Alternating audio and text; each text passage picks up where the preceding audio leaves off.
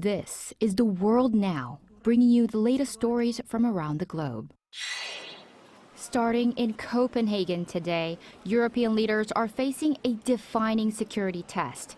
After Russian drones breached NATO airspace, the EU is weighing a continent-wide drone wall and whether to unlock billions in frozen Russian assets to help Ukraine. At a high-security summit in Copenhagen, EU leaders debated building a joint drone defense shield to protect the continent from Russian incursions. The proposal would connect sensors, jammers, and interceptors across multiple states. This follows drone flights over Denmark, Poland, and Estonia, incidents that heightened concerns over the vulnerability of Europe's skies. NATO says low-cost drones are exposing a costly gap in Europe's defenses. France and Sweden are already sending anti-drone systems to support Denmark, but analysts caution that building a drone wall will be expensive and technically complex. Alongside security talks, EU leaders are divided over using 140 billion euros in frozen Russian assets to support Ukraine. Germany backs the plan, while France and Belgium warn it could spark lawsuits and financial instability. Meanwhile, in Indonesia, dozens are still trapped under rubble after a school collapsed during prayers.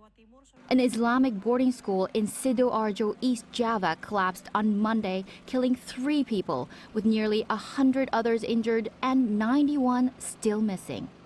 More than 300 personnel are working with drones, scanners, and hand tools, but rescue efforts were complicated by a nearby 6.5 magnitude earthquake which compacted the debris.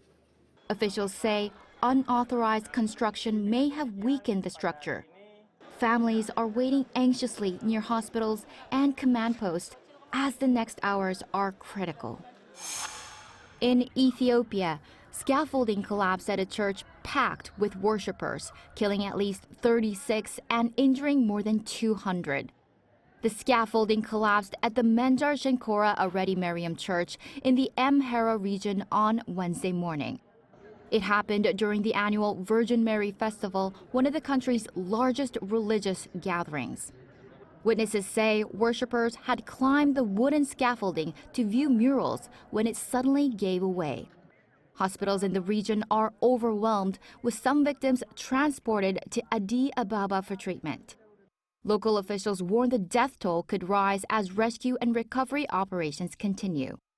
Authorities have launched an investigation while Ethiopia's government has declared a period of national mourning.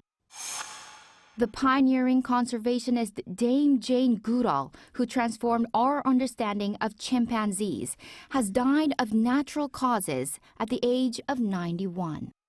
Goodall revolutionized primate science with her fieldwork in Tanzania, documenting chimpanzees using tools, forging social bonds, and showing emotions once thought to be uniquely human.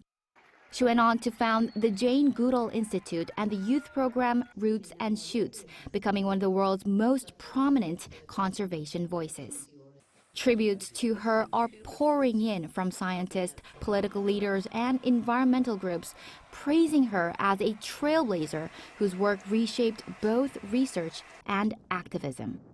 Chu Ji-hyun, ArirangNews.